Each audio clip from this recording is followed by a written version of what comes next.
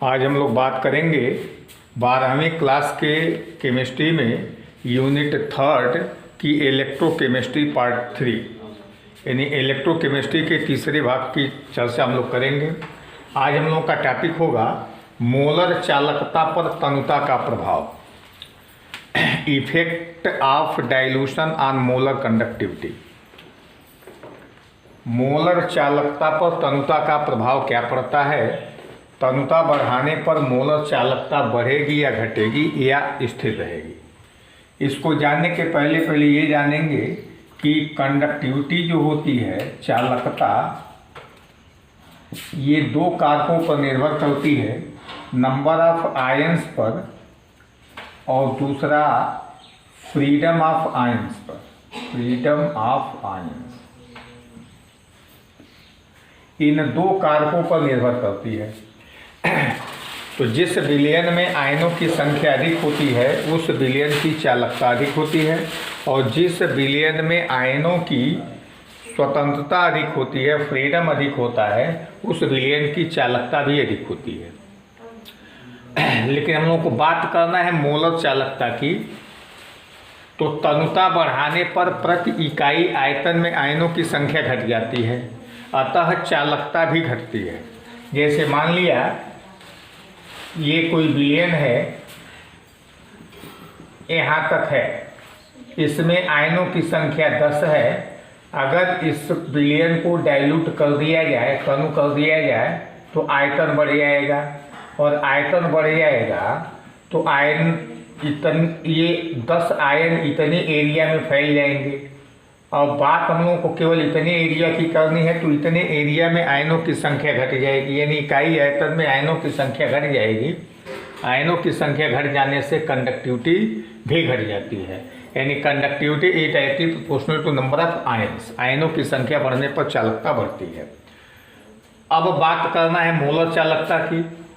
तो मोलर चालकता का फार्मूला होता है डेल्टा M बराबर कप्पा इंटू 1000 अपान मोलैरिटी। तनुता बढ़ाते हैं तो मोलैरिटी घटती है, और जब मोलैरिटी घटेगी तो मोलर कंडक्टिविटी का मान भी घटेगा। अतः तनुता बढ़ाने पर मोलरता बढ़ती है, इसलिए तनुता बढ़ाने पर मोलरता घटती है, इसलिए तनुता बढ़ाने पर मोलर चालकता भी घटती है। जब किसी विलयन का डाइल्यूशन बढ़ाते हैं, तनुता बढ़ाते हैं, तो कप्पा का मान घटता है, लेकिन कम मात्रा में घटता है।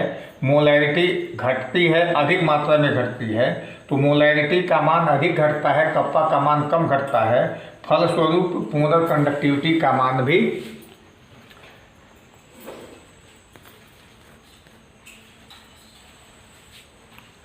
एक थोड़ा सा अमेंडमेंट करेंगे। तनुता बढ़ाने पर मोलरता घटती है, इसलिए तनुता बढ़ाने पर मोलर चालकता का मान घटेगा नहीं, बढ़ेगा, बढ़ती है। तो मोलरता ज़्यादा घटती है, कप्पा कम घटता है, मोलर चालकता का मान बढ़ता है। तो वैसे भी देखते हैं कि डाइल्यूशन बढ़ाने पर मोलैरिटी घटेगी। मोलैरिटी यहाँ नीचे है, हर साइड में मोलैरिटी घटेगी तो मोलर कंडक्टिविटी बढ़ेगी। अब तीसरा फैक्टर है, तनुता बढ़ाने पर प्रबल विद्युत अपघट्य की मोलर चालकता धीरे धीरे बढ़ती है, और तनुता बढ़ाते जाते हैं, एक समय ऐसा आता है कि तनुता अनंत हो जाती है। तो अनंत तनुता पर मोलर चालकता का मान एक सीमांत मान पर जाकर के रुक जाता है, यानी एक लिमिटिंग वैल्यू तक पहुंच करके वहीं रुक जाता है, जिसे अनंत तनुता पर मोलर चालकता कहते हैं। इसे लैम्डा M इनफाइनाइट से प्रदर्शित किया जाता है। तो डाइल्यूशन बढ़ाने पर प्रबल विद्युत अपघट्य की मोलर चालकता धीरे धीरे बढ़ती है। डाइल्यूशन बढ़ाते जाएंगे, मोलर चालकता का मान एक लिमिटिंग वैल्यू तक जाकर के रुक जाती है। इस लिमिटिंग वैल्यू को अनंत तनुता पर मोलर चालकता या molar conductivity at infinite dilution कहते हैं। इसे लैम्डा M इनफाइनाइट से प्रदर्शित किया जाता है। इसके विपरीत दुर्बल विद्युत अपघट्यों की मोलर चालकता शीघ्रता से बढ़ती है, क्योंकि इसमें दुर्बल विद्युत अपघट्यों में तनुता बढ़ाने पर आयनों की संख्या भी बढ़ती है। तो दुर्बल विद्युत अपघट्य में तनुता बढ़ाने पर आयनों की संख्या भी बढ़ती है और आयनों का फ्रीडम भी बढ़ता है, जबकि प्रबल विद्युत अपघट्यों में तनुता बढ़ाने पर आयनों की संख्या में कोई परिवर्तन नहीं होता है, केवल आयनों का फ्रीडम बढ़ता है। यानी स्ट्रांग इलेक्ट्रोलाइट में केवल आयनों का फ्रीडम बढ़ता है, आयनों का फ्रीडम बढ़ता है, आयनों की संख्या नहीं।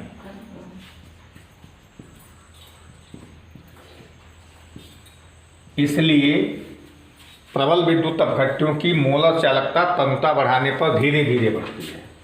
वीक इलेक्ट्रोलाइट में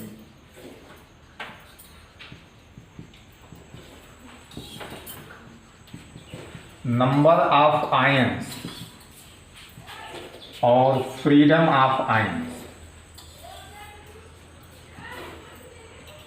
दोनों बढ़ते हैं।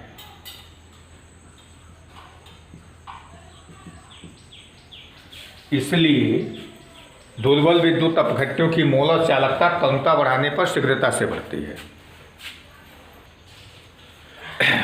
मोलर चालकता के लिए दो केस लेंगे, स्ट्रांग इलेक्ट्रोलाइट का और वीक इलेक्ट्रोलाइट का। तो अगर स्ट्रांग इलेक्ट्रोलाइट की बात करते हैं तो प्रबल विद्युत अपघट्यों में आयनों की संख्या डाइल्यूशन बढ़ाने पर भी स्थिर रहती है, आयनों की संख्या में कोई परिवर्तन नहीं होता है, क्योंकि प्रबल विद्युत अपघट्य ऑलरेडी 100% आयोनाइज्ड होते हैं, रहते हैं पहले से। तो चूँकि पहले से आयोनाइज्ड रहते हैं इसलिए डाइल्यूशन बढ़ाने पर आयनन की मात्रा पर कोई प्रभाव पड़ता नहीं है, फलस्वरूप आयनों की संख्या नहीं बदलती है, कांस्टेंट रहती है। इंटरैक्टिव फोर्सेस की गणना डिबाई-हकल अंसागर इक्वेशन से की जाती है। डिबाई-हकल अंसागर इक्वेशन ये है, लैम्डा एम बराबर यानी मोलर कंडक्टिविटी बराबर molar conductivity at infinite dilution minus के इंटू √c, जहाँ ये c मोलर सांद्रता है, मोलर कंसंट्रेशन है, और k कांस्टेंट फॉर इंटरेक्शन है, अनोन्य क्रिया बल के लिए एक स्थिरांक है। तो प्रबल विद्युत अपघट्य की मोलर चालकता और सांद्रता के मध्य ग्राफ प्लॉट करने पर एक सीधा स्लोप प्राप्त होता है इस तरह का। जबकि सेकेंड केस की बात करेंगे वीक इलेक्ट्रोलाइट में, तो वीक इलेक्ट्रोलाइट में आयनों की संख्या बढ़ती है, क्योंकि ओस्टवाल डाइल्यूशन लॉ खुद कहता है कि तनुता बढ़ाने पर दुर्बल विद्युत अपघट्यों की आयनन की मात्रा बढ़ती है। तो चूंकि डाइल्यूशन बढ़ा रहे हैं तो ओस्टवाल्ड के नियम के अनुसार आयनों की संख्या बढ़ेगी, इंटरैक्टिव फोर्स से डिक्रीज करेंगे, घटेंगे, मन इसका उल्टा होगा स्ट्रांग इलेक्ट्रोलाइट का। इसलिए दुर्बल विद्युत अपघट्य की मोलर चालकता की गणना लैम्डा एम और कंसंट्रेशन √c के मध्य ग्राफ प्लॉट करके नहीं की जा सकती है। फिर से ध्यान देंगे कि दुर्बल विद्युत अपघट्य की मोलर चालकता की गणना लैम्डा एम और √c के मध्य ग्राफ प्लॉट करके नहीं की जा सकती है। यद्यपि दुर्बल विद्युत अपघट्य की मोलर चालकता की गणना आयनन की मात्रा अल्फा से की जा सकती है। आयनन की मात्रा अल्फा बराबर lambda M upon lambda M infinite, यानी आयनन की मात्रा अल्फा बराबर molar conductivity at certain condition concentration upon molar conductivity at infinite dilution. यहाँ डेल्टा ये लैम्डा एम का मान इस फार्मूले से पहले ही निकाले जा चुके हैं, मोलर कंडक्टिविटी बराबर कप्पा इंटू 1000 अपॉन मोलैरिटी। इस तरह से कुल मिला करके समझ ये हुआ कि वीक इलेक्ट्रोलाइट की मोलर कंडक्टिविटी डाइल्यूशन बढ़ाने पर शीघ्रता से बढ़ती है, जबकि स्ट्रांग इलेक्ट्रोलाइट की मोलर कंडक्टिविटी तनुता बढ़ाने पर धीरे धीरे बढ़ती है। कोलराउस का नियम, कोलराउस लॉ, कोलराउस के नियम के अनुसार किसी विद्युत अपघट्य की अनंत तनुता पर मोलर चालकता उसके धनायनों और ऋणायनों की अनंत तनुता पर मोलर चालकता की योग के बराबर होती है। एक बार फिर सुनेंगे, किसी विद्युत अपघट्य की अनंत तनुता पर मोलर चालकता उसके धनायनों और ऋणायनों की अनंत तनुता पर मोलर चालकता की योग के बराबर होती है। इसको मैथमेटिकली इस फार्मूले से व्यक्त किया जा सकता है, lambda M infinite equal to nu positive into lambda C infinite plus nu negative lambda A infinite. जहाँ लैम्डा एम इनफाइनाइट ये विद्युत अपघट्य के लिए है, यानी इसको पढ़ेंगे कि विद्युत अपघट्य की अनंत तनुता पर मोलर चालकता, विद्युत अपघट्य की अनंत तनुता पर मोलर चालकता, न्यू प्लस धनायनों की संख्या है। ये जो लैम्डा लिखा है उल्टा वाई जैसा, तो लैम्डा सी एट इनफाइनाइट, इसको पढ़ेंगे धनायन की अनंत तनुता पर मोलर चालकता, न्यू माइनस यानी ऋणायन की संख्या है, और इसको पढ़ेंगे अनंत तनुता पर ऋणायन की मोलर चालकता। यानी किसी विद्युत अपघट्य को जब जल में घोला जाएगा तो उस विद्युत अपघट्य की अनंत तनुता पर मोलर चालकता उसमें उपस्थित सभी धनायनों और सभी ऋणायनों के अनंत तनुता पर मोलर चालकताओं के योग के बराबर होता है। जैसे फॉर सोडियम क्लोराइड, अगर सोडियम क्लोराइड की बात करें तो सोडियम क्लोराइड को जब घोलते हैं तो सोडियम आयन बनता है और क्लोराइड आयन बनता है। तो सोडियम क्लोराइड ये विद्युत अपघट्य हो गया और ये इसके धनायन और ऋणायन हो गए। तो विद्युत अपघट्य यानी धनायन की अनंत तनुता पर मोलर चालकता और ऋणायन की अनंत तनुता पर मोलर चालकताओं को जोड़ेंगे। जोड़ने के बाद जो योग होगा वो NaCl की अनंत तनुता पर मोलर चालकता होगी। यानी इसके लिए फार्मूला हो जाएगा lambda NaCl infinite equal to, यहाँ सोडियम आयन की संख्या 1 है तो 1 गुणे lambda Na plus infinite plus 1 into lambda chloride आयन एट इनफाइनाइट। इसके लिए फार्मूला बनेगा। अगर पोटेशियम सल्फेट की बात करें तो पोटेशियम सल्फेट को जब डिजॉल्व करेंगे तो 2 पोटेशियम आयन बनेंगे और 1 सल्फेट आयन बनेगा। तो इसके लिए K2SO4 की जगह पर lambda K2SO4 at infinite dilution equal to 2 into lambda K plus infinite dilution plus 1 into lambda SO4 minus at infinite dilution. इसी तरह से अगर एल्युमिनियम सल्फेट की बात करें तो एल्युमिनियम सल्फेट को जब डिजॉल्व करेंगे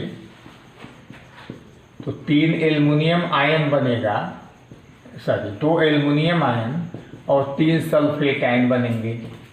तो इसके जगह पर लैम्डा Al2SO4 का whole thrice at infinite dilution equal to 2 into lambda Al plus 3 at infinite dilution plus 3 into molar conductivity of sulphate ion at infinite dilution. इस तरह से कोलराउस के नियम की सहायता से प्रबल विद्युत अपघट्यों की मोलर चालकता की गणना की जा सकती है।